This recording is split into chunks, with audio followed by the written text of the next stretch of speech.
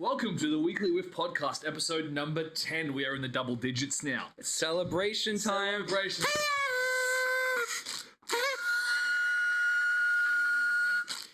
We also, if you may or not have noticed, have new mics, so we are now... So now you can hear us in profound quality. You hear this?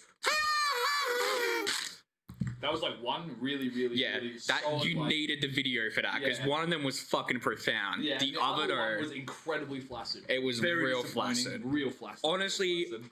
a good representation for me. Yeah. Like really, that was perfect. Okay, well, Yeah, moving right along, we got fucking mics now. mics now. We got mics Super now. excited. How's your week been, bro? Tell me a story. Woo! My week's been pretty Stiff nips up in this. I've been pretty excited for this. Besides fucking submitting myself to Altered Carbon, but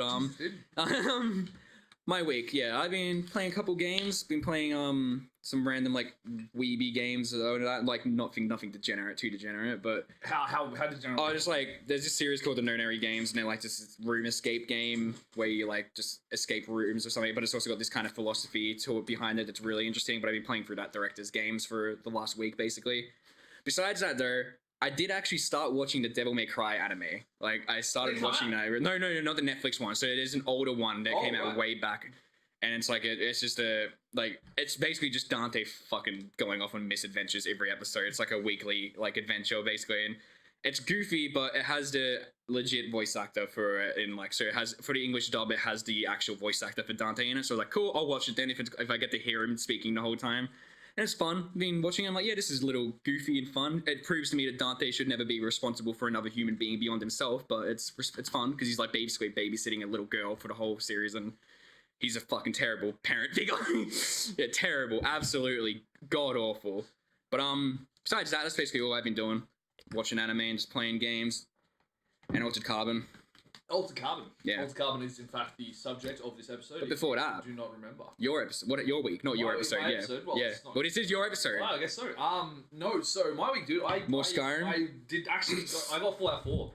Yeah. I stepped it up another notch, and I've been stuck on that for a bit. But aside from that, man, I've been a little lighter on the games, a little bit more sort of trying to shop around and get back into the writing game. I picked up Skylar Pleasant today, the newest book, which I'm really excited for. I'm also going to read the book of Altered Carbon, so we've got a frame of reference. You might want to come a bit You closer. might come closer to the microphone. Shaun is our technical director as well as editor up in here, so he basically runs the show. So I got the book of Altered Carbon, and I'm going to read that as well to see how it measures up to the series. I think probably last week I watched the animated version of Altered Carbon. It might have been. I think it was during the gap between the latest two episodes. Yeah, Because I remember you like after you're recommending, I think the next day you're like, oh, I watched the animated one. Yeah, today. And you said it was the pretty animated cool. one is actually really good fun, and I think it'd be fun to watch at least stylized. Yeah, it's pretty cool. But yeah, what else have we been doing? Just working pretty much, and aside from that, watching Altered Carbon with you guys, a bit of Fallout 4 here and there, but aside from that, just crashing early and getting up and going places. Do you feel better now? Yep. Fantastic. All right. I had to fucking do a lot to get these mics set up. I'm fucking using this as much as I want. It's my show now. Episode 10, Takeover. All right. The climax. The climax. Season 1 finale. Literally just posted in like 28 days. 28 days later. Yeah, 28 posts later podcast. Yeah, after the 20th episode, I take it. Yeah, episode 1. Once we get the professional quality, I actually posted on my blog. I'm like, yes, episode 1. This bitch is mine now. Right. So that's been your week. That's been your I've been week. listening to a lot of podcasts too. I've been thinking about, I was daydreaming about what it would be like to actually have a semi-decent quality and start growing in our viewership and start like expanding out different platforms. And I've been listening to a lot of podcasts, and I thought, well, I'm going to get super into this one, and we're going to get some legit studio equipment, which we do now have. But without further ado, let us get into the subject of today's podcast, which is Altered Carbon, the series, season 1 on Netflix exclusively. Yeah. Do not know who wrote it. Do not know who directed it. I have no idea about any of those things. Google it if you're interested. I genuinely enjoy this series. Shaun has genuinely enjoyed it as well. I'm sure he's just hiding it. But your first experience of Altered Carbon was watching it with me. You said you wanted to watch it for a while. And before we get into any of the nitpicks you may or may not have about this, wow. just genuinely as an experience, how did you find it, bro? It was... I don't know how to describe it, because the action scenes are fun, and I don't deny that. And the world design everything about the world is genuinely interesting to me. But I pretty much fucking hate everything else. Like, at this point, not hate, but like, I really get irritated by a lot of the other aspects in the show. The characters annoy me. The story kind of annoys me. The only things that I'm really interested in is the world design, the set design, the actual action choreography, and some of the acting I think is good. I think some is just okay. I don't really think there's any bad acting in it, but there are some aspects that I just think are just fine. But it's an interesting show, I guess is what I describe it, but I could not enjoy it for the life of me, and I really tried hard to enjoy it some episodes. There are some episodes that stand appreciate out. your efforts, my dude. There are some episodes that stand out to me as being really enjoyable. Like, in terms of the whole series, that torture episode is probably the most, like, enjoyable episode for me. Wow. Yeah. It's because of the horror elements, isn't it? Basically, yeah. Well, because it's interesting. I find that idea interesting. When it comes to cyberpunk, I enjoy it more when the show is kind of presenting these ideas that can be done in futuristic, like, setting. And I think exploring technology and stuff like that. Yeah, exactly. And I think that's, like, I think the show has a lot of really, really interesting concepts. There are so many interesting concepts there. For me, however, I don't think the show does anything with it. That I don't think it actually takes full advantage of the concepts it has. Like, there's a lot there, and they kind of do every now and then, but I think the characters are just so irritating, and it's held back by that. And there's a lot of, like, as we'll get into in this episode, there's a lot of ways I think that could have been fixed. I actually have, like, an idea, in my opinion, that would have made season 1 a lot more enjoyable for me. And I feel like it's just missing, like, it doesn't start where it should have started, is basically where my major problem is, and it doesn't give me enough time to actually, or enough reason to actually care about any of the characters. But we will get into that. Yeah, there are a lot I enjoy about the show. I wouldn't give this a negative rating. I'd say it's a 6, honestly, maybe. If anything, it's a 5, but that's still a positive score for me. That is still something where I'd be like, it is worth watching. I'm glad you can admit at least that much, my friend. Mm-hmm. With me, I saw this a couple of years ago, probably when it first came out. I saw a trailer. I thought it looked sick. I watched it. I was pretty blown away just by the sheer amount of intensity of it. Like, you know, the gore and, like, just the full-on violence, the nudity, the whole sort of environment. A lot of crap going on, dude. A lot of nudity for some actors. But there was just genuinely, it hit me in the face. It was really hard. It was really hard hitting. It moved fast. It was very cyberpunk, and I hadn't really experienced cyberpunk up until this point properly. So when I watched it, I found it, like, just to be absolutely awesome. It's got everything I like. It's got a sort of film noir style, lots of smoking, lots of long coats, lots of cool guns, cool fights, attractive women, really interesting cityscape. Like, it's got a good sort of claustrophobic feel about it, and it's got that sort of, the class warfare is absolutely present, and it's really interesting transhumanistic technology that's in this, and I think that's what makes cyberpunk really cool. So I think this is a very good example of cyberpunk as a general rule. Yeah. He looks like Blastoise with one of those. No one has a video today, but I'm holding like 2. Yeah, he's got like 2 of those party blower things sticking out either side. You only have to get one to go at a time, dude. That's my life. Yeah. There is, like, a lot about it that is very cyberpunk, and I think it is, like, genuinely a good cyberpunk. I wrote an article on this. Did you read it? Pardon? I wrote an article on this. Did you read it? Sure. Yeah, nice. Cool. Yeah, I loved it. I'll read it. By the time this episode comes out, I'll have read it.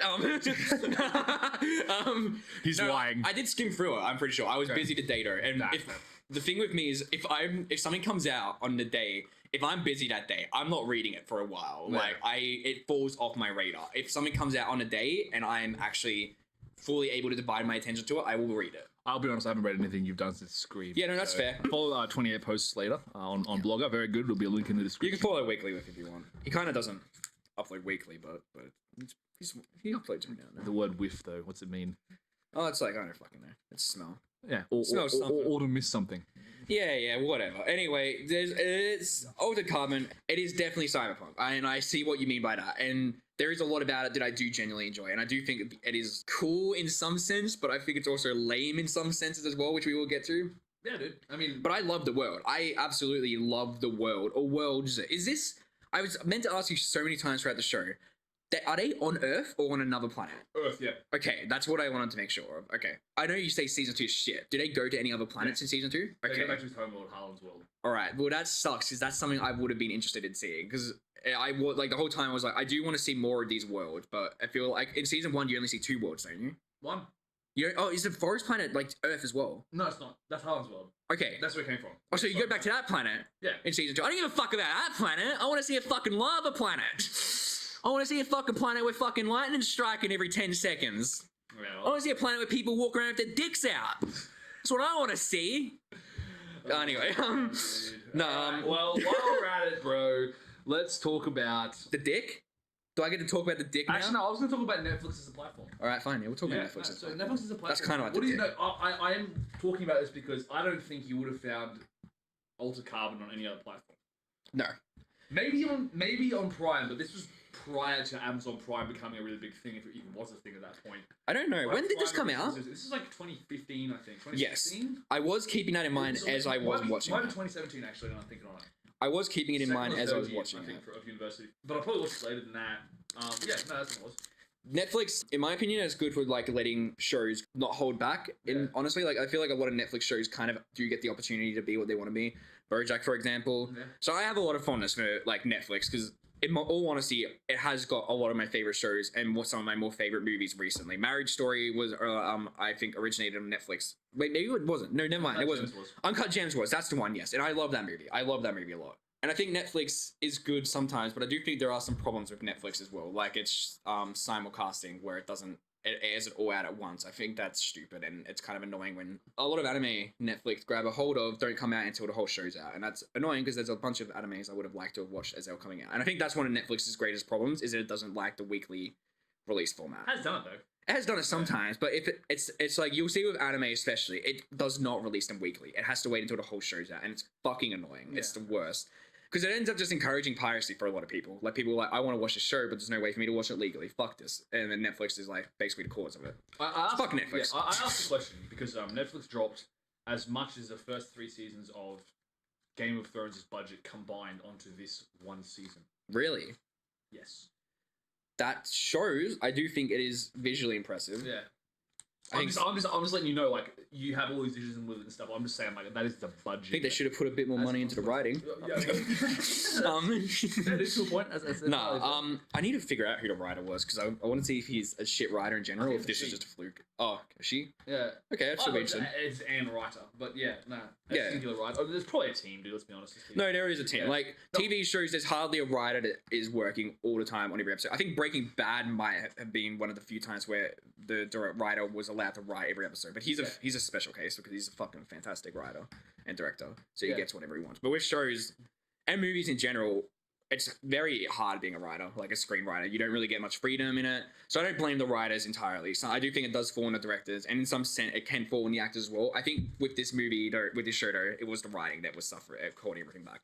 But I keep dragging it on to other things. I keep trying to go into my hate Let's about talk about the story, bro. Let's talk about the story. Alright, do you have anything else you wanted to add about Netflix? No, I was just interested in how you sort of see it as a platform because I think it's got like some of my favorite shows come out of Netflix straight up. So I agree. Daredevil 1 and 3 seasons 1 and 3. And the Punisher, both seasons, absolutely fantastic. Love those. The rest of that particular little universe, Luke Cage season 1, okay. The rest of it, garbage. Defenders, garbage. Iron Fist, garbage. Did not enjoy Jessica Jones. At least the first couple episodes did not grab me, did not persist, did not enjoy as a general rule. And I just couldn't get into it. Yeah. And it's just like, Netflix for me is a really hit and miss platform, but this is one of my favorite things I have seen on Netflix, aside from that sort of little MCU bubble that's been going on there. And BoJack as well. Like, I've watched BoJack, Rick and Morty's on there, but I don't think it's Netflix exclusive. It's Adult Swim, so it's Adult Swim. Came out on Adult Swim. It may move over to Netflix, like specifically now. It might be. Yeah, you might be right. Peaky Blinders and Lucifer, 2 other series that I have had something to do with. Peaky Blinders are very. I saw Peaky Blinders was on Netflix actually. Yeah, it moved over. So it was originally a BBC production. Yeah, that's what moved it over because they wanted to extend the series. BBC wasn't willing to extend it. I'll be honest. I think they could have left it after season 4. But that's it. I do need to watch that eventually. Yeah, it's really good. And Peaky Blinders and Lucifer also was not going to get renewed, but they actually brought it in and put it together. And Netflix got the rights to it and started a new season. So there are some like times where Netflix does kind of like I think they're the ones distributing Black Mirror now. And in my opinion, the show's kind of gotten shit after Netflix got Black Mirror. It's not as interesting anymore to me. Like there are some interesting episodes every now and then, but I find that there's a lot more Black Mirror episodes that suck. Like after Netflix, which I think is season 2, it kind of got a bit worse. And I think Netflix does show that, like sometimes Netflix does do that, but sometimes they are good as well. I think BoJack is a good example when they're good. BoJack was allowed to be whatever it wanted. It wasn't allowed to be 7 seasons long, but kind of have what we want, right? But yeah, I'm okay with Netflix as a platform, and I'm grateful to it in some ways as well. I don't think it's the best platform, and I don't think it's helping directors in ways that other publishers or studios are. but it's doing a good job, and I think it is improving over time, and I think it is like getting to a really, really good point. Yeah, and we're reading this in because obviously the only place you can find and watch Altered Carbon is on Netflix. Yeah. Also, it's a book series based on a book series by Yes. a guy called Richard K. Morgan. He sort of came up with it and it was adapted into this. And I find that kind of process interesting in that your average sort of go-to broadcasting companies with big series, like not so big budgets, Netflix threw an enormous amount of money in this to get the visuals right, to get the feel of it right. I think it succeeded in that. But by the same token, I really did not enjoy the second season of this particular series. Yeah, that's. However, the prequel movie thing that they did in the anime version, the anime form of the 3D anime, fantastic. I really enjoyed that. From a visual perspective, from a fight perspective, from a just general nice little vignette kind of thing. I am interested. As an aperitif, if you will. You said it's like an hour. It's only like a movie. Yeah, 20. Yeah, so I feel like I could enjoy that more rather than. I think you would. I think you would genuinely enjoy it. But you also need the context of the original. That's exactly what I thought. Yeah. But I'll say I'm pretty grateful to Netflix for making this, and I'm interested. I'm fascinated by the case that they can sort of pick up stuff that wouldn't fly with other bigger sort of places, and then sort of put it into action. And I'm pretty happy it did happen in the end. But okay. Let's move over to the story, bro. Yep. Let's move over to the story. What are your worst complaints about season 1 of Altered Carbon? Alright. My worst complaints is that, in my opinion, story-wise, none of the characters make any sense. What they're doing is very inconsistent with each other, and all the characters, like, their relationships with each other are not properly conveyed. The whole, like, season basically hinges off of the fact that Ortega and Takeshi need to like each other for, like, the actual payoff at the end of the season. They don't show that at all. They just kind of come out of nowhere. Like, they spend the whole first couple episodes just showing that, like, the characters hate each other, but you don't actually get to see them starting to like each other. The show just kind of forces the idea that they like each other. It's like, oh, look, they said the same thing. Oh, look, they're kind of fighting for the same thing. They like each other now. Oh, he's in a boyfriend sleeve, which is something I will come back to later because I find that interesting, and I think it was wasted in this show. And I think ultimately that is kind of my issue with the show. It has a lot of really good concepts, but it really fails to utilize them at a lot of points. But I think season 1 could have been really good if they'd changed one thing about it. If season 1 was all about Takeshi with the envoys, and then the season ended with like the envoys getting killed off and Takeshi waking up in the future, I would have been a lot more like invested into the series. Because episode 1 Takeshi, I cannot fucking stand like for like the whole season because he's such an asshole. And I get that you see that he gets killed by this cop or something, and then like he's sent back to the future, and like obviously he's in a shitty position. But he's such an arsehole to people around him who have done nothing to him that it really pisses me off watching him because like, I don't care about you and I'm not rooting for you. And on top of that as well, he feels like a try-hard at times with some of the dialogue he's saying. It feels like he's trying to be edgy and cool, and I think the writing does that a lot with a lot of characters, which I'll also get into. But I don't buy Takeshi's relationship. But once I see the envoy stuff, I'm like, now I kind of get why Takeshi's a bit of an arsehole. But it's not a case of like, oh, now I understand, now I like him. It's like, I've spent this whole season pissed off at him, and I learned this in the third last episode. I don't care at this point. I'm like pretty like ready for this to wrap up. If it was all season 1, I would have cared more about Takeshi. They would have been able to flesh out his relationship with that envoy woman as well. And even further, we would have seen more of Takeshi and his sister. And that would have made everything that happens in season 1, everything that happens in season 1 would happen in season 2. And if that happened, if it was structured like that, everything in season 1 would have made season 2 so much more interesting. Because when his sister comes in, it'll actually feel like a plot twist and a reveal. But when his sister comes in this episode, you're like, oh, cool, she is alive. Because you haven't learned that she's dead yet at that point. You're just like, oh, you figure she is because it's in the future. But you haven't seen her. You've only seen her once up until that point, right? In like the little brief flashback. Yeah. Where she also says, hello, brother, which fucking infuriates me in movies and shows because brothers and sisters don't talk like that. They don't call each other brother or sister. They're close enough that they refer to each other by name, and it annoys me when shows do it because it's just them showing these are brothers and sisters. They're siblings. They're related. And it really annoys me when they do it. And you need to, like, just doing that just shows to me is like, you can't convince the audience that these characters are siblings, so you're just forcing the idea that they're siblings to us. But if season 1 had further developed that relationship and his relationship with everyone else, everything that happened in the actual first season would have been so much more interesting to me, and I would have been so much more invested into his story. And it would have been really good seeing Takeshi turn into a guy that's pretty friendly with everyone, and you see that he is a good guy. Then all of a sudden in season 2, he's just this like pessimistic piece of shit that hates everyone. And it's like, I would have been able to watch him and be like, I see why he's changed like this, and I'm invested into his character arc. I want to see him become good again. But what happens is you see this arsehole who's this terrorist or like this envoy for the whole season, and you think, and no one trusts him for rightful reasons because he's like kind of just like this prick. And then when you get to the point where he turns out good at the end, it just was forced for me, in my opinion. But that's just my take. And so you think that the problems of the story of this series essentially comes down to context? Yes. And you don't have enough of it? Yes. In my opinion, it just it expects you to like just go with it, but it doesn't give you any reason to believe anything that's happening or to believe like any of the characters and the interactions.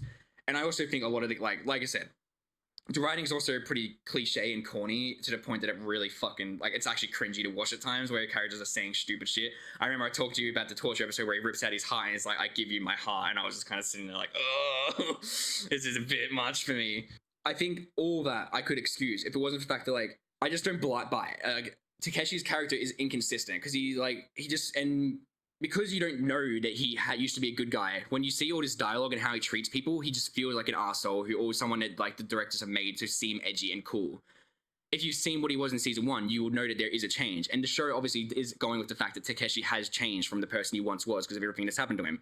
But because you don't see it, it's not believable. It just feels like you just watch it and you don't care about him, or at least I don't care about him. Because from my point of view, he's just a fucking dickhead who like doesn't be nice to anyone who deserves. Like his partner, like Poe and all that, they're all nice to him. They don't really fucking do anything wrong to him, but he treats them like shit the whole way through, and it's hard to root for him because it's like, these guys are helping you in their own ways. They're fucking idiots as well in their own ways, but they're trying to help you, and you're just making things a lot more complicated by just being a piece of shit to them all the time. I realize it might have been useful to give a brief overview of the entire series of this first season. I feel like if you're watching, I feel like if you are watching this episode, you either like if you're watching these episodes, you either don't care, like you either have watched it or you don't mind being spoiled or something. So I do want to state this for future episodes as well because it has been on my mind. Yeah. When we do talk about it, we won't like give you a plot by plot detail. We are kind of assuming that the people that are listening are either just interested in our general concepts or they have watched it and do want to like hear it. Yeah, fair enough. But like, I don't mind you giving an overview as well because an overview does help. But I do just want to state that as well. We're not going to like go plot by point and episode explain what it is. I can imagine if we have a large laundry list of different kinds of episodes and everyone's yeah. watching before, they'll be like, oh, I've seen this one. I want to hear what they have to say on it. You know? Yeah, exactly. That's right. Wider audience. Or maybe they just love our voices. Maybe they do. Maybe they fall asleep to us. Hit me up. 28 Sean years later, Twitter. Yeah, absolutely. Sean is single. He needs a girlfriend. Or a boyfriend. What's sorry? Okay, well, look, we were done. Yeah, so story-wise for me, I find it to be a pretty cut and dried noir plot. It's hard-boiled detective fiction. I think that it works very well in that it's a mystery story. So I think it does as well. Yeah. I think when it's focusing on the mystery, it's really interesting. One of my favorite parts of the show is from that mystery element. Yeah. But absolutely. Like he's basically trying to solve the mystery of this billionaire in the world, and in the world, just a brief overview. They're all just assholes in that world. Well, sorry, yeah, essentially, but the reason is being that you have these things called stacks, like a chip that sits in your neck, and it allows if you have multiple clones and multiple stacks, and you have like a constant data feed backing itself up, you're essentially immortal. But it costs a huge amount of money to get that to happen. And because of stacks, the stack is now considered to be the person and the body the sleeve. And so meths or Methuselahs, that is to say people who live forever or have lived for centuries, they're called meths. And so a meth basically pulls Takeshi Kovacs out of prison, essentially, gives him a body, and then says, I want you to figure out who killed me in my study, because it would seem that someone's killed me and I blew my own brains out. Everyone's telling me I've blown my own brains out, but I don't believe it. My pride won't allow it. I must find out who actually killed me. So the entire way through this season, essentially, Takeshi's trying to figure out, among other things, who killed this guy called Lawrence Bancroft. I do feel like at a point he does kind of stop caring about the mystery, though. Like, there's a brief moment where it feels like he wasn't really investigating it anymore, and he was just kind of fucking around. And this pinballs back and forth because more stuff comes up. Like exactly. More stuff comes up. Something more important like comes up into his mind, right? So Ortega's in like fucking Ortega. Apparently. Right. A whole bunch of other things, but or Elliot's the little Elliot plot line. Yeah, I actually Elliot, quite enjoy. That's really. I enjoy, but Elliot's a fucking idiot at times. Yeah, well. Yeah, like irresponsibly, like when he went into that world when Poe was doing it and then got pissed off that everything went wrong. It's like, you're a fucking idiot. This is your fault. Like, fuck off. Yeah, it's annoying. Like that's the thing. I really characters we can get into it. I don't want. Just general. It's all good. Just general overall plot like arcs though. You feel like the story. I do want to state this right now before I forget. I do like the payoff of Elliot's plotline though. Yeah. That his daughter at the end is actually really good in my opinion. I think that is a good like payoff. To be like over the top with the music blaring, like the music's a bit kind of like a bit much, but it's still a good payoff in my opinion. Some of the music choices in this are interesting actually. But I do enjoy it. I think it's. I think when it comes to the story, and this is as much a feel thing as it is like basic like strike by strike plot, because you can take the most bare bones like basic plot ever, and make it work for you because you put a unique spin on it, you give it interesting Yeah. visuals, give it good characters that have, they're not quite so stereotypical. No, right? no. You can do that, and you can get a really, really good, like, you get a lot of mileage out of the hero's journey or the detective mystery or whatever else. You use a very basic cut and dried plot, but you can still, like, spice it up and make it interesting and fresh. Yeah. And this one is weird because it juggles a lot of things. There's about 3 or 4 plotline things going on at once. And I think they all have interesting ideas behind them. Absolutely. Interesting concepts. But it suffers from a couple of things. A friend of ours I think did mention like Netflix pacing is a distinct thing. When you don't have a cap on writers, when you don't have like an episode arc or you have it coming out every week, as you were saying, like just dumping it all in one thing, it's like you have 10 episodes to do whatever the hell you want and just go for it. And the writer's like, I want to explore this idea more, I want to do this, or I want to do that. And there's a problem because they're not held to this kind of standard of we have an episode coming out this week, you have a week to write it, get it done, get it sorted, we're filming. You know, it doesn't have that kind of routine or that rigorous discipline. And as a result, you get 10 episodes and it can feel like it meanders, it can feel like it gets slow, it can feel like they're focusing on stuff that's not really interesting to the overall plot. I think I just figured out how to kind of sum up its biggest flaw. Yeah. It's that its characters are all like, it is a simple plot and it works great when it's focusing on that simple plot. But its characters all have so much going on. And a lot of the characters, to emote with them and to connect with them, you really need to know what was going on before. But they throw it on at you at like twist, and it doesn't work because you've spent this whole time being pissed off at this character. And then when you finally learn the twist, it's too late for you to kind of turn around on the characters. They've already annoyed you too much. So that's why I think like the show kind of doesn't start where it should. And I think that's the best way to sum up my ramblings from before. Where, context. You just need context. And if you had that context, it's a lot easier to kind of connect to these characters or at least understand them. But as it is, the characters you don't care about really because it takes so long for you to care about. And I still think the characters are inconsistent. Ortega's character makes no sense to me, like half the shit she does. Okay. And Takeshi as well, but yeah. Well, we'll get to that later. I keep wanting to rant about the characters. Fine, dude. We'll move into the characters. No. Let's keep talking about the story a bit, because I think there is. What else do you want? So like, there's the concepts, because I do want to talk about the concepts for each story, because I think the ideas behind this show are fucking really fascinating, and I think a lot of the ideas behind each plot line is interesting. So there's Elliot's daughter, who's kind of this AI kind of rogue thing, basically. She's a stack. She's a stack, yeah. But she kind of like trains with the AI pro and like is made to become stronger. She starts to become violent and makes her stronger. She was psychologically tortured to the point of insanity, and then she becomes this sort of weird Cassandra figure that can see the future somehow. Yes, somehow. But I find that interesting, like that kind of like exploration of like this trauma and how they kind of recover her. I think there's something really interesting behind Takeshi's character that they kind of don't really touch on too much, from my opinion, but it's a really kind of cool whitewashing in a sense, where it's this Asian character put into a white body and he's made to be like a different culture in that. Yeah. And I think that's really fascinating to me, like that he is basically a whitewashed character. And he's like, they do kind of talk about the idea of being stuck in a different body, like enough as well. Like he picks up the smoking habits. He starts to kind of like, I think he actually picks up a lot of baggage from that particular sleeve too. He's actually sleeved into Ortega's currently imprisoned boyfriend. And everyone wants to kill him, and he has no idea why. Adds an extra layer to that detective mystery. He thinks that initially people are trying to get him, trying to get at him because of the fact that he's looking at a Bancroft's murder. It's actually not that. It's because they have their own grudges to settle. Yeah. And then I think Ortega has an interesting character plot point as well, because she's kind of story, like a plot idea like behind her, where but I don't think the show takes advantage of it, where it's kind of about how like there's some guy in her boyfriend's body, and I think it would have been a lot more interesting to me if she did really hate him like throughout the whole show, like she did in the first few episodes, like because she didn't like him as a person, but she really felt conflicted because she loved his body. But it feels like in the end she just falls in love with his personality as well, and it doesn't feel like it kind of explores the idea that maybe she's still in love with the body or not. It's too like she just feels like inconsistent. There's that background of her coming from the Neo-C. Yeah, neo-Catholic. Exactly. So there's this entire sort of concept, just quickly, of Catholics essentially in this new brave new world where they believe you only get one body, and your soul is tied to that body. So, and I find that interesting as well. It's really fascinating. Her entire family is Spanish, right, or Mexican, I think, or South American at least. It's just somewhere. We're racist. I think Mexican. We're cancelled. Because of that was so disappointing.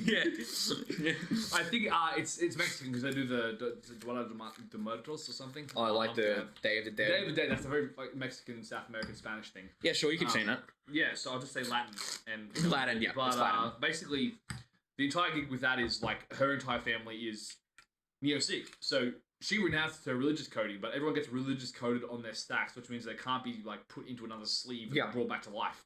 which is a really interesting concept, and I that's find in the it background the entire time as well. I have an issue with Ortega's that, though. character. Yeah, Please I have an continue. issue with Ortega's character in that regard, Yeah. though, because when she kind of goes against her family unit, Yeah. the show really pushes that her idea is the right one. Yep. And I'm not saying, I don't know which, like, I could understand both arguments. I just don't like the idea of a show being like, no, you have to accept Ortega's one. Because all the characters are saying to their mums, like, oh, you need to, come on, times have changed. You need to move on and that. And I'm like, I would much more enjoy it if it kind of balanced the idea of how these viewpoints do kind of clash and not the idea of this one is the one we don't follow. We don't like this idea. We follow Ortega now. Yeah. And that kind of infuriates me. And I think that's the problem. Like, and yeah, like, But it's also weird because there's a lot of- she does follow Catholic practices, goes to confession. Yeah. She likes to saying the prayer for the dead. That's at what the I mean. end of it Ortega's for her character is family. so weird to me because on that as well, I don't see why she would care. Like, why she would want to, like. story arcs, interesting concepts. Let's work with concepts. No. Because I'm saying, like, I don't understand why Ortega would be okay with the idea of Reese leaving when her boyfriend is currently walking around with a terrorist in his body. Yeah. It feels really inconsistent with me, and that's like it infuriates me because Ortega's character does so many things where I'm like, I don't understand why you're doing this. She's also a shit cop. All those cops in that show are fucking terrible.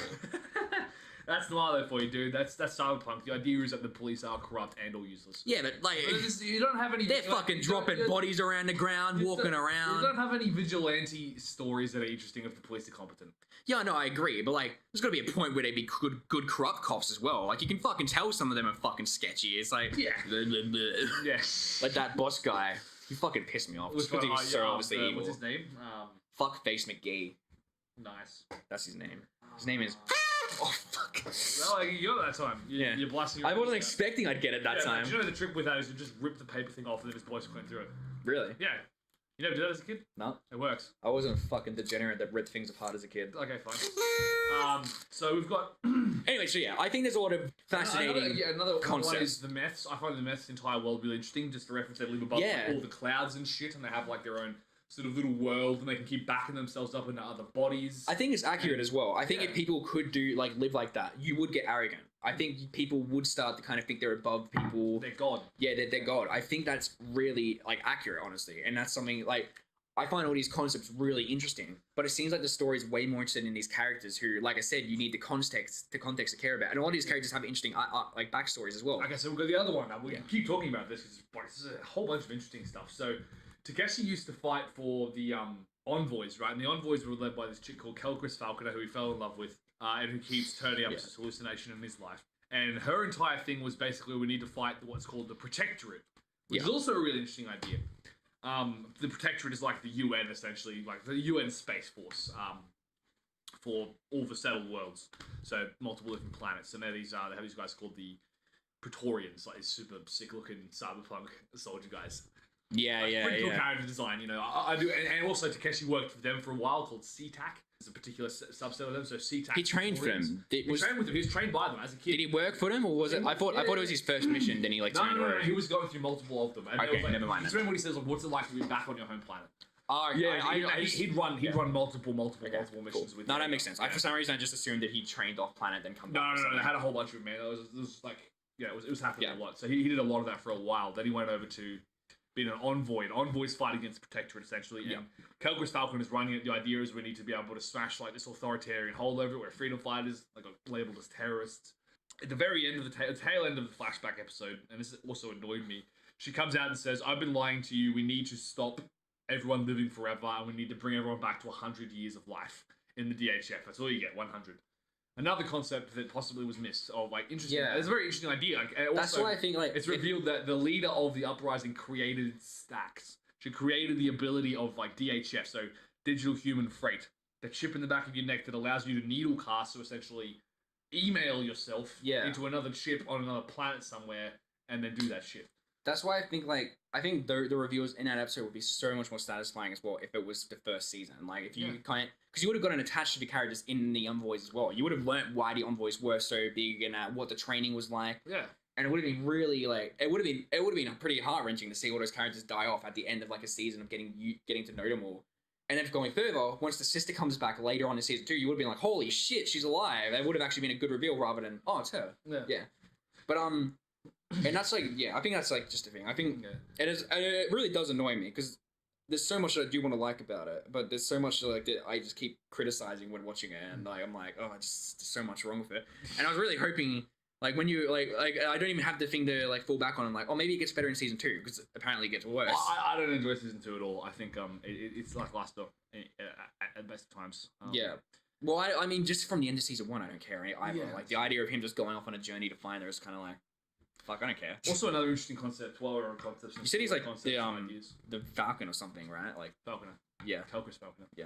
Oh, like the actor, like in like the Avengers or something, right? Like in season 3. Oh yeah, Anthony Mackie plays. I think that's cool. I think that's actually pretty smart that they can kind of get around the idea. I thought it was brilliant. I was really keen for season 2. I watched it. I was pretty disappointed. Yeah. But that's just me. I think another interesting concept of this, like we've got chips in the back of your neck that is actually who you are, and your body is no longer there. We have another interesting little story arc that happens within the Ava and Elliot. Thank you. So the Ava and Elliot thing, like they're a couple, but she's been sleeved into the body of a man. Oh yeah. Yeah, and this is a super interesting idea. It's like, but it's like free, like cross sleeve. It's the last. Yeah, you could be like a male to a female, like female to male. In the very first episode, you see like an 8-year-old kid re-sleeved into an old lady. Yeah, that's pretty sad. Like different. You were talking about the like crossover from race, like you can become Asian, you can become like a white guy, black guy, whatever else. But you're originally Asian, you still have all those kinds of setups. Like that. It sort of blows the whole idea of human identity. That thing with Elliot and Ava would be really interesting, but like it's in the third last episode, so they don't have any time to work with it. Yeah. No, I'm just even just seeing it, it's quite interesting. It is interesting. I feel that for me at least. I think there's so much to this world, and that's why it is kind of really disappointing to me when I talk about the show and I say that I don't really like it too much because there's so much potential. But these are all different concepts, and these are all little arcs around these different concepts and stuff, and it's probably sounding a bit disjointed. Yeah. So let's move over to characters. Who do you hate the most? That's a good question. It's probably between Takeshi, Ortega. Actually, I don't know if it would be Ortega. I kind of started to tolerate her by the end. It's because she has so much bad stuff happen to her, dude. Yeah, I do kind of start feeling bad for her. The underdog, like all this bad shit is happening to her. I really fucking hate the chief like cop. He's the one. Actually, the assassin. He's fucking annoying. The assassin that his sister has. So the assassin. Yeah. He's fucking annoying. Like he's just like so like I think it's purposely done, but like so I don't hate the character, but like. He got really fucking annoying for me at the end because he just like kept on like being talking or smugging at, and then he'd like fucking run off like a little bitch at the end. Seeing Ortega kill him was immensely satisfying. I am so glad that they didn't have Ortega grow a heart and like not kill him or something. Yeah. That was immensely satisfying seeing her fucking be like, no, fuck you, you're dead. But I think the police chief was fucking annoying. I think Bancroft or whatever his name is. Lawrence Bancroft. Yeah, he was annoying as well. Like in terms of, like I just thought he was so stupid. Like it was so obvious that he was like. That it's too obvious how egotistical he is, and it's just kind of like watching him like it's so forced. But he's like a side character, so he doesn't annoy me too much. I think it is Takeshi that infuriates me the most because his character makes no sense to me. Like some of his motivations, I feel like he just only cares about fucking women half the time. And then like it's kind of pushed the idea at the end that like, oh, this woman though, she's the one he really loved. She really loved him, but he has no chemistry with that character. Like the romantic chemistry is not there between those two actors at the very least. And you're watching the relationships, like you guys have interacted 3 times. As a viewer, I can't buy this. I'm sure stuff happened off screen, but I cannot buy that you guys love each other as much as like it claims. And the reason for that is because Takeshi's fucking every woman he sees throughout all of season 1. Basically, he's just having sex left and right. He has sex with Ortega, who they also like make no sense. Like, with his boss's wife. Yeah, he does. Yeah, he does that. That was more like rape. Let's be honest. Like she threw herself. Yeah. Loaded up with men don't get raped, Pete. What's that? Nothing. I said men don't get raped, Pete. Come on. Okay, sorry about that. Yeah, she like chemically induced. Yeah. So that's. But he's still going to fucking strip clubs and all that, and just watching. Yeah, that's true. I just like don't buy it that he care like that he like loved her that much when he's like kind of going around and fucking like Ortega. Yeah, but it's his day off, dude. It's kind of. Yeah, but he like fucks Ortega as well. Yeah. Like that makes the least sense to me. I don't see why they like each other because they spend the first half of the show hating each other, and then the whole you have a type like. No, but like. I don't think they showed that enough. It's just all out of nowhere. She just fucking starts jumping on him and making out with him. It's like, are you serious? Okay, so you take into account like physical need, but also on top of that is her boyfriend's skin. But she like hates Takeshi at that point. She really fucking stresses that she just doesn't like him. And I don't think that approach was good. I think they should have like done more with it besides having eased it out. Because I think there is room to kind of explore the idea of like, does she just love him because it's him? Or because it's her like boyfriend's body. And at the end, I kind of feel bad for the boyfriend that he's just fucking gonna come back like with something and be like, nah, well, she probably loves Takeshi now. Fucking some envoy guy went into my body and fucking cucked me, basically. It's just like, it's so. I just find it so unexplored. It's so annoying to me. And then, like I said, Takeshi's just feels like an edgelord as well. It feels like a 12-year-old like trying to be cool at times or some of the dialogue he says. Sorry, Pete, but I have to say it. It's like his dialogue is so fucking bad. The funniest thing I find about him is that he has that pink bag. Like that's the kind of thing that I find him, like redeeming. Hello, unicorn bag. Yeah. Guns and I find that kind of cute. But oh, dude. How about Poe? How do you feel about Poe? I'm indifferent to Poe because I like him, but I feel like he's just a plot convenience at times. Like he's just there to kind of like accelerate the plot and be like, I have the information we need, and then also get told, shut the fuck up, Poe. And then it's kind of like, fuck off. Like Poe's the only one doing his fucking job, and you're all treating him like shit. Character. I think he's fantastic. I actually felt bad when he died at the end. I was kind of like, that just sucks. Always says never try to help people. You know, he's a good dude. I told you that my favorite character is his sister. Like, yeah, that's right. Talk about her. Yeah, I think she's interesting because she's a character that like her motivation is coherent. She's a bitch. Like 100%, I agree with that. She's a bitch, but I can understand why she's doing what she's doing because she loves her brother and she feels like he's got like, and because she's been separated from him for so long, she feels like they're only safe when they're together. And I find that interesting that she has this kind of brother complex in a sense where she wants to be with her brother, but she doesn't want to share him with anyone. She thinks everyone's going to get him killed. Sort of the yandere kind of thing, but yeah, kind of. Yeah. Family. It's a bit incestuous. I probably also just kind of like sibling rivalries. Devil May Cry 3 is an example of that. I really love the Virgil and Dante rivalry, so maybe I just have a fucking thing for siblings wanting to kill each other. But I find his sister to be a really competent villain, and I think she kind of redeemed the end for me a bit, where she came in, and I was like, no, this is actually really interesting to me. And yeah, I find her to be a coherent character whose motivations I do understand and doesn't feel inconsistent with herself. She stays consistent throughout the whole thing. But you would argue that she turns up a little bit too late in the entire season. Yes, absolutely. Yeah. It's like if I had like a whole season to get used to her character, and then like season 2 started and she wasn't there anymore, and then she came up at the end, that reveal would have been fucking jaw dropping. I would have been like, what the fuck? Yeah, I would have been like, holy shit. Would have fucking jumped up and ripped my shirt off. I would have been like, whoa. But nah, I think she's a good character. I'd say she's one of the only good characters. But there are some that are interesting to me though. I was gonna say I think I like Elliot, but I don't know. He gets really annoying at the end of the show for me. I like Elliot's daughter. I like the growth she goes through. Lizzie, yeah. I think she's an interesting character, and I think the build up with her is really satisfying when she just comes in and is like they're just female Terminator basically and fucking kills everyone in a latex suit. I find that really fucking. I think that's a really good payoff for her plotline that's kind of been going on in the background for the whole show. Other characters though, I pretty much fucking hate. Ortega's like partner, I think is a fucking annoying prick. Yeah, I think he's just fucking annoying. And we talked about this on the episode where he threatens Takeshi as well. He's not intimidating enough to make that work, where he kind of just like, you stay away from her or I'll kill you. And it's like, you're talking to an envoy who we've been led to believe are the most fucking powerful people in this fucking world, basically. Pardon? We've seen it. Yeah, we've seen it. It's like, I don't, and then you look at this old guy and you're like, what are you gonna do, dude? You're gonna fucking like, you're gonna cry or like in front of him and be like, don't hurt Ortega. If Takeshi wanted, he'd snap your neck right now. It's just like, yeah, it's odd to me. I think a lot of the villains work well actually in that regard because I can just buy into the assholes. I genuinely enjoy him as a character. I think he's a very interesting study into what it would actually be like to be. He's an interesting study into it, but I just think he's too overplayed in terms of being egotistical. I think his wife is fine. I think she's just egotistical enough for me to not think she's overplayed. Yeah. Same as with that assistant that's a bitch and gets framed for everything at the end. Yeah, she's interesting as well. Actually, I think she's a pretty competently written character. Yeah. Because you're meant to hate her. Yeah, and you do hate her. She's really fucking annoying, huh? Do you mean the twin? Yeah, he's fun.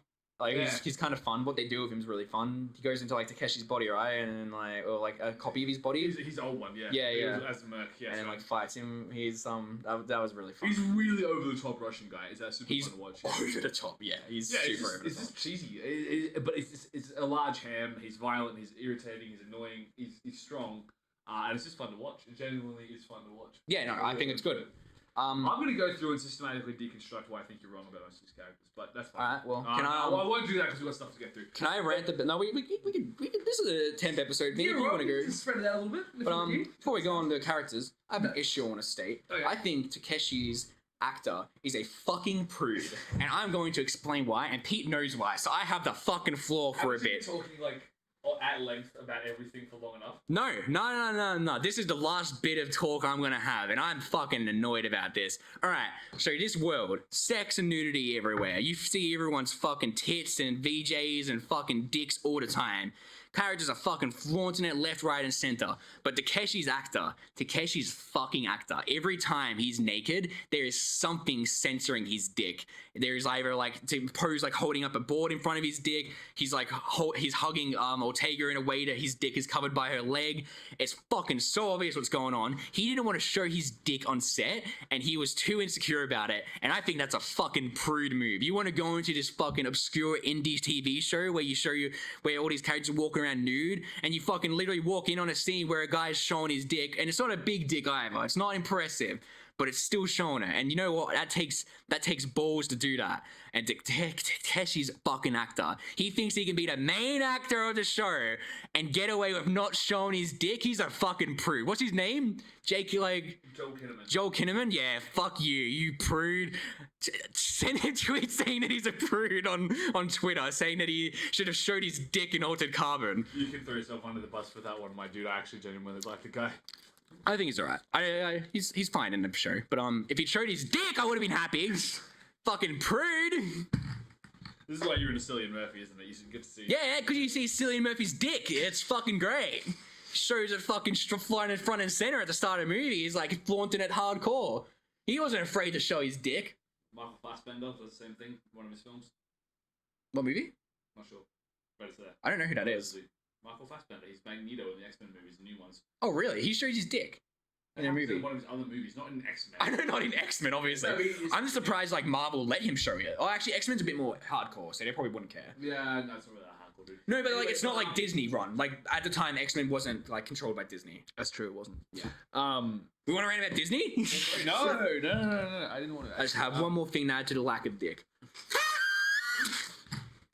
Now that you've raped that. every dog in a general sort of square mile, I think that the characters in the show are basically just your typical, stereotypical, form-fitted, noir-style characters. You always have a cowboy cop. You always have a strong female, sort of interesting, femme fatale sort of style character. So that's your... If you're going by general noir, Takeshi basically fits into that mold perfectly. Cynical, yes. Angry, yes. Dark hidden backstory, absolutely. Smokes incessantly, yes. Good with the gun, absolutely. Can wipe out entire armies of bad guys. He's got that going on. Incredible detective skills, yes. Alcoholic, probably. Sleeps with a lot of women, has little to no self-control when it comes to sex, yes. Like all that stuff is just lining up your average noir protagonist. Yeah. If it's not outright shown, it's implied. He just fits that mold perfectly. And also sarcastic, snarking piece of shit. Yes, bang. Like, he fits that mold so perfectly, it's ridiculous. And he still somehow manages, upon occasion, to be entertaining. I really enjoy that. So he fits that. Cowboy cop, potential corruption, strong female, spicy Latina. If you look into TV tropes, there's the trope spicy Latina. You've got, like, there's a whole bunch of stuff in there, but Ortega is essentially female empowerment in motion. She's strong, she's female, she can, like, kick all kinds of ass by the end of the show with a new arm. She's not particularly vulnerable, she's got her own stuff going on. She's a strong female character. She is, genuinely, but... I think there's better female characters than that. Absolutely, I absolutely agree. Miriam Bancroft, femme fatale, typical. Someone close to the client of the person that the detective / noir protagonist is working for. Basically, there's fan service / a honey trap, trying to pull him away from the case, trying to get him less interested. Is it even fan service when they're fucking just flaunting it front and center anymore? It's fan service, dude. Abud, like reasonable authority figure, the only good cop in the entire fucking thing. The guy follows procedure. No, he's not. But my point is, like, he falls into that character stereotype. Corrupt, like, chief of police who sort of maybe is on the fence, doesn't know if he wants to be the right kind of guy in there. Crazy, like, whack-ball, mercenary type guy. Way too big for his boots, goes up against the protagonist, and immediately is there to show off just how good the protagonist is. Dimmy the Twin. Yeah. Done. Like, you've got Lawrence Bancroft, like this super affluent, really rich, only guy who can help the protagonist get out of the hole that he's currently dug himself into. Lawrence Bancroft, a sophisticated man of wealth and taste. I'm quoting so many tropes at the moment, it's ridiculous, but essentially he fits into that mold as well. And he's interesting, he's engaging, he has a nice house. There's all of that stuff. Family drama. And then you've got that hidden, weird, past lover / not lover from the background that turns up in the middle of the noir story to throw a spanner in the works. Raylene. his sister, Yeah. turns up there, going on, haunted by the ghosts of those that he loves in the story. Like all this stuff combines together. It is, as I said before, a basic plot can be put into motion into the same place and put a fresh spin on it, and it'll come into being. And cyberpunk is almost inevitably associated with noir films. So old school, private dick. Oh, it's even actually mentioned, like Poe, for instance. Like, you know, he has like the private, you know, he has the hat twist and everything, and he's like walking around, he's pretending to be an old school sort of like privatized assistant. Yeah. Yeah. No, He's but in like, there as well. I don't know. Poe is like the hyper competent, super energetic assistant who usually dies. Yeah. And Poe lampshades it, then he dies in the last episode. It sucks. I think I get why the characters are like they are. I get that they are archetypes basically of this like genre, and I do see that. My problem is that I don't think they are good archetypes in that like they're inconsistent with like what they do, and they don't seem to have like a very coherent story. Because I love these archetypes because Joanne's Dream of Electric Sheep is my favorite book basically. And all those archetypes are in that book. They're like kind of started it or revitalized it back in. And like I love the characters. This is what Blade Runner is based on, which is like the first movie that sort of dealt with cyberpunk. The book is fantastic, and you should read it if you haven't already. I will most likely recommend it at some point in this podcast, though. But I'll read Alter Carbon this week and then let you know if you should read the book. But so I find these archetypes interesting, but I just feel that the show doesn't do it right for me, or like not doesn't do it right, but I feel like it does it so flawed that it doesn't. I don't find it interesting to me. Something else as well. I normally love the kind of sarcastic, kind of pessimistic, like cop character, like in like these shows. But the thing is, like, the difference is that all these characters are pessimistic and like witty and sarcastic. And normally, like, why I think it doesn't work is you need a straight man. I need a straight man, for the comedy for one thing. So like, I can think of two examples right now. For starters, there's Skullduggery Pleasant, where the like Skullduggery is just your like wisecracking kind of. He's kind of pessimistic, but like not really. But all the characters, and on top of that as well, all the characters you could say are wisecracking in some way. But they all make fun of each other. They all think they're all fucking losers, basically. They look at each other and like, you guys are fucking idiots. Yeah. And that's funny. There's also a game I'm playing right now called Siminium Files, which is by the guys that did Nonary Games, so that's why I'm playing it now. But that is kind of just like future cop story where you play as a detective going around kind of analyzing things and going into people's memories to get evidence. And you have this AI that's in your eye that's kind of like, or that is kind of your rookie partner, like not your rookie partner, but they're your partner. And every joke this character makes is fucking shot down by the other characters around him, where they're like, you're a fucking idiot, shut up, you're not funny. And I need that straight man because it works so well. But when all the characters just talk like edgelords the whole time and like start expensing cliches and all the time, it doesn't work for me because it feels like the writer doesn't know how to write more than one character for me, basically. It feels like this is just their idea of cool when they're pushing it on all the characters. And that's why I don't find it works. I get that they're all archetypes, and I see how they're all archetypes. I don't think there's any problem with them being archetypes. I think it works, actually. It's just how they're written that really irritates me when watching it. I think it's a personal preference. It is. But I will say this much. When I was watching it with Shaun, he was starting to complain about the dialogue. I actually never really paid attention to it because if you haven't already figured this out, I'm a 12-year-old who's really entertained. And I feel bad doing this because I feel like I'm basically disappointing my 12-year-old and being like, your taste is shit. But, obviously, like, I do want to watch horror movies. You're a masochist. I do want to state as well, like, it's personal opinion. We're all entitled to our own thoughts. So yeah, absolutely. No, I don't think less of Pete for enjoying the show. Yeah, absolutely. I see what there is to enjoy about it. But so let's move on to stuff.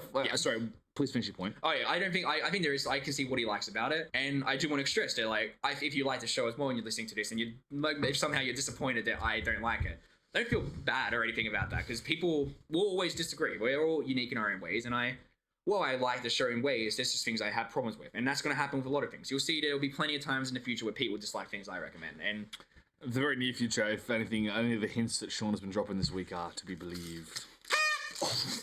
That was hitting me nice. You're rapping yourself, bro. You can stop that. All right, so let's get on to the stuff that I do enjoy. I think we can both probably agree are fairly sick. Is the visuals and the effects for the show. So they, like I said before, they dropped a combined element of like 3 different seasons of Game of Thrones on this shit. It is honestly the best cyberpunk. Sorry, I say cyberpunk. I don't mean cyberpunk, but the best science fiction show I have seen on Netflix. That's probably fair. And also just generally on TV, in terms of like raw effects and visuals, computer animation, the way the city looks from above, the only other like science fiction show I can think of is that Electric Dreams show, which is like adaptations of Philip K. Dick's short stories, which is the not Blade Runner, Android Dream of Electric Sheep write-up, which I read the book for. I'm a couple of glasses of vodka down now, but it occurred to me that like Richard K. Morgan, Philip K. Dick, using that K full stop might be our way to. Because they're both right cyberpunk. They might actually be trying to Richard K. Morgan really trying to like worm his way back up to West Philip.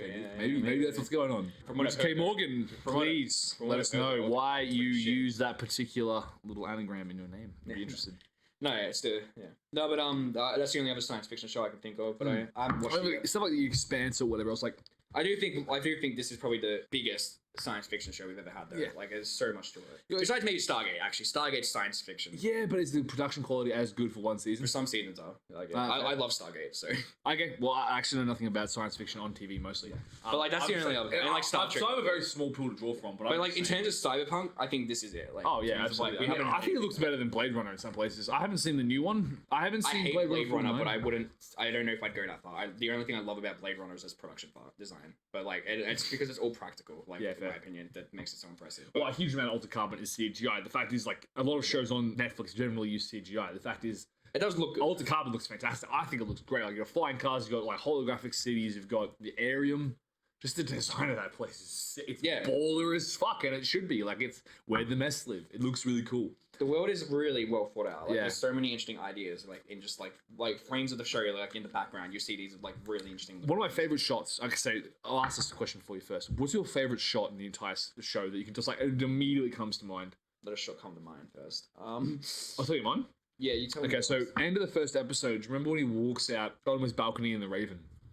And then it leans down on the railing, and you just see the entire like holographic. Yes, I do remember that actually. And then the daughter's "The End" starts playing over the top of it, and That that's is pretty good, such a good tune. Actually, like if you listen to, you should listen to it. It's a fantastic tune. It That just is brings actually back a chills every time I listen to it. I'm just like, oh, because That that is a shot is just of him sort of lands on this balcony in this completely different world he has no idea about, and it's just it is every cyberpunk fucking like wallpaper on Pinterest.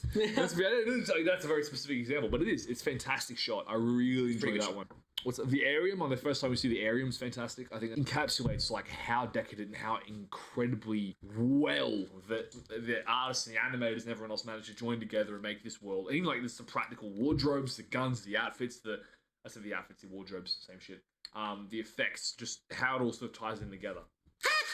Anyway, no, the world design's fucking fantastic in my opinion. There's a lot of like detail put into it, and I think the effects are good. I think the blood effects are actually really interesting because they look very cartoony, but they work so well. Like it works well. Like they don't look like real splashes of blood in my opinion. Like they kind of look exaggerated a bit, but I think that works so well with the weapons because it Very makes pulpy. it makes you feel like the weapons are that powerful that they make the blood react in that way, and I think that works. I just like noticed watching, it's like, whoa, this blood looks really exaggerated, but it looks really fucking good. Like it's not a criticism when I say that. It works so well with the guns, and I think it was intentional. And so every time like there's a gunfight, I do find it satisfying to watch because you see these explosions of blood and that, and like the way the bodies kind of get torn apart by the guns is actually really interesting, like really cool. Yeah, absolutely. This show has its fair share of fights and gunfights and like cool moments. But like, what was the coolest moment do you think, just in terms of like action and visual movement inside of Altered Carbon season 1? Like, what's your go-to? What do you really enjoy? I think the final episode had the best action set pieces. Honestly, like they were really like good. Like, the fight with the katanas. Is the I'm just a fucking edgelord. So when I see katana fights, you get super excited. Yeah, I was just sitting there. I was thinking of DMC3 probably, and I was like, whoa. But that's cool. The fight like with them in the hallway as well, fighting the assassins like in that episode is also really good. Which like one's that? the like Ortega fighting him and that, and like kind of crushing his arm. The like The end episode. Yeah, the final episode. There's assassins being the security. Oh no, well there is that assassin guy as well. Like he's Liang, yeah. There's the torture scene as well. I think that's also really well shot and interesting. Like the whole torture, like in episode 4 or something. And when he shoots them and kind of walks out like one and starts killing them all. I think that's like well shot as well. I do have a nitpick that I find it goofy that they were all sitting there waiting outside for him when they could hear gunshots, but I do think it's still like a really cool scene and works. Always when he wakes up, and that's one of my favorites. That's shooting that starts playing. And He's got a gun in his hand. He's got his pink bag over his shoulder. The gun has the bullet that comes back. Yeah. Let's see that again, dude. No, this is my problem with this. Okay, I was going to mention this earlier. We were talking about plot holes. Like, there's this entire like scene where they're going through and admiring all these different guns. You see about 3 of them. And the coolest gun is this flechette launcher that essentially fires out like a titanium carbon style thing out of the top barrel, and it sticks into something, and then it reloads itself by pulling that same flight back into the gun. Yeah. It's super sick, and you see it like twice in the entire show. Once when they're showing it off, and the second one at the clinic. the Yeah. torture clip. Yeah, that exactly, His sister yeah. happens to own that he got tortured in VR, which is Yeah, that is pretty Shaun's lame. I didn't interesting. think about that like while watching like the show. You see nothing, and it's like one of the coolest things. That really bothers me. The Nemex, like the other gun that he steals off Dimmy in the first episode, is just massive, like absolutely balked revolver-looking thing. I love that gun. I don't know why. It's like one of my favorite things to look at. That's pretty in good that. as well, actually. The first episode when he's in the hotel and like the rail guns just, like go off. That's actually The pretty. miniguns, like Yeah, the Poe. miniguns, Yeah, like, yeah. oh, I love that so much. It's one of my favorite fight scenes. The problem, like, and also the very start, like when it's spliced between that and then like he's getting his entire apartment shot into by the Praetorians, like in the flashback Yeah. when he's like still hanging out there and before, basically just before he dies and then wakes up in the other, like the other body, in the body for season 1. Yeah. There's this entire scene of him like going absolutely apeshit on all those Praetorians. It's pretty cool. It's like pretty awesome to watch. I think that the fight scenes personally though, like in terms of they're not on a John Wick level quality. There's a lot of slow mo. There's a lot of cutting in and out. There's a lot of cuts, and which is usually an indication that your fight scene choreographer is a little uncomfortable with getting people to do this Yeah. kind of thing. But that's just my personal preference. I still think it's like interesting enough. It's obviously Takeshi uses sort of a karate / jiu-jitsu style technique in all his moves, which is really cool because he's Japanese. It kind of fits the sort of, that would make sense that he does that. Raylene, similar, they use katanas. Yeah. You've got that sort of tie-in. It's almost like it justifies like why would you have katanas aside from the rule of cool where they're both Japanese. So Yeah. Well, why would you? yeah, yeah, but it was also cyberpunk, dude. Cyberpunk doesn't have katanas at some point. It's Yeah. really cyberpunk. Yeah, that's it's very true actually. I can't think of a. That's the cyberpunk test. If it's properly cyberpunk, it would have katanas. Yeah, proper. Calling it now. No, I don't think Blade Runner has. Does Blade Runner have katanas in it? Yeah, actually, Blade Runner's kind of cyberpunk. I don't think Dual Android Dream of Electric Sheep is too cyberpunk though, so that might be. What, you kind of pioneered the genre. Oh, it did, but like I don't think it's really cyberpunk because it's more science fiction. It's kind of Yeah, more fair about the idea of androids than it is about like this kind of. Yeah, just, but like- it questions like transhumanism and all those other kinds of Yeah, things. yeah, And the world itself. I just got think that built like in the something level that else. we like, I think on the level that we consider cyberpunk nowadays, it's not to that level. Possibly not. Cyberpunk, no. We have obviously dealt with another cyberpunk work. Yeah, Transmetropolitan. And Transmetropolitan. That Which is, did that have katanas? what's that? Did that have katanas? Excellent question. No, I'm thinking on it. I don't think it did. No, it did not. Well, sorry. Maybe I'm messing it up. Maybe a cyberpunk rules No, I fucking think my cyberpunk rule full of is shit. messed up. It probably is. Let's be honest. I think, yeah, no, you're probably right. Actually, now I think on it, didn't have any katanas in it at all. It had a. Oh no, what's her face had a like light gun or something, didn't she? Like a baton, like a lightsaber. That's kind of close. Like No, but a katana. no, like I say the katana because there's always this element. This is an interesting thing. It's like Spider Jerusalem's like sidekick. Didn't she have like a lightsaber? Yeah, no, she had a baton. Yeah, baton. That's yeah. close. It's not katana, That's dude. close, that's See, the importance is like for me, it's an interesting thing in cyberpunk. You'll notice the idea of the whole like the hyper sort of technologically advanced thing is like it'll bring in this sort of feel of downtown Shanghai. Yeah. Or like these kinds of Shanghai Asian huge big multi like corporate city type things. And there's always this sort of weird feeling of like Chinatown or Japan in there somewhere. Yeah, I get what. And then they have katanas because there's ninjas, because of course there is, and there are Because ninjas. everyone that writes cyberpunk is internally is a 12-year-old edgelord. So I'm gonna write a cyberpunk novel for my next one. I'm Yeah. unashamed. and every character's gonna have fucking cyberpunk fucking lightsaber katanas. It's sick, dude. I enjoy Yeah, it. I'm not. All right, complaining. so overall, Shaun, how do we feel about Altered Carbon season 1? You've Shit. already made it abundantly clear, but like, should Pretty alright. people watch it? Should people watch it? Yeah, I think you should give it a chance. In my opinion, though, if you feel like you've watched up the episode Frito and you're feeling similar to how I felt, you should probably just stop there. In my opinion, like, because I don't think you're gonna enjoy it if you keep watching it. Because if I was watching in my free time, I don't think I would have finished it. I would have kind of gotten to like maybe episode 4 and then probably been like, I'm gonna stop for a while, and I don't think I would have gone back to it. But I do think it was satisfying. The podcast, so I can hold your attention Yeah. hostage. I do think it was satisfying to watch though, because I do think the final like 2 episodes are interesting. Actually, one of my favorite scenes, which has been talked about, is when he fakes out the like accusation. Like he does the fake out kind of like conclusion of the case and like frames someone for it. I think that's a really fucking cool scene to watch. But And you get all the build up, and also And you one of do the need the great build things up of about the that, yeah. story, dude. You can't deny this. At least the story does tie itself off at the end. yeah, Just I don't think it does about it well every enough, single but- thing opened up at the start of the as you go along is tied up, except for Kel surviving. Yeah, it does. Aside from that, It does everything's tie tied everything up. Tie up a nice little bow. And But it does feel like it does kind of like roughly tie up the bow and then like throw it at you. it but- is a bit fast, Yeah. and as we know, Shaun likes But yeah. things slow and. I think it is. I think it is worth watching. But I do think that if you do get up to episode 3 and you do think the way I do, chances are you probably won't love it like the rest of it. But I do think there are like things to love about this show, and while I have my criticism with it, I do think it is ultimately worth watching. It's like a solid 5 or 6 out of 10. If Fuckface had shown his dick, it would have been a 10. Okay. Joel Kinnaman, please come on the podcast. We'd love to. Please do. Please come onto the podcast nude. I'm not supporting this. Also, on top of that, if you guys are looking for a super fun little cyberpunk like action jaunt to jump through and have a really good time with, I'd strongly recommend it's called Altered Carbon Resleeved. It's a really good 3D animated. I might show Shaun to it tonight actually. I've got plans tonight. Oh, you have plans, do you? Yeah, All right. I'm a busy boy. Nice. All right. Got 50 dates lined up. 50 dates, bro. I wish. Holy crap. I wish I had. All right, I'm sorry. I wish I had a 50th of that hack on. Dude, 50. Damn. Okay, sure. Anime dates. Ow. Anyway. Slap your own dick into submission with a fucking...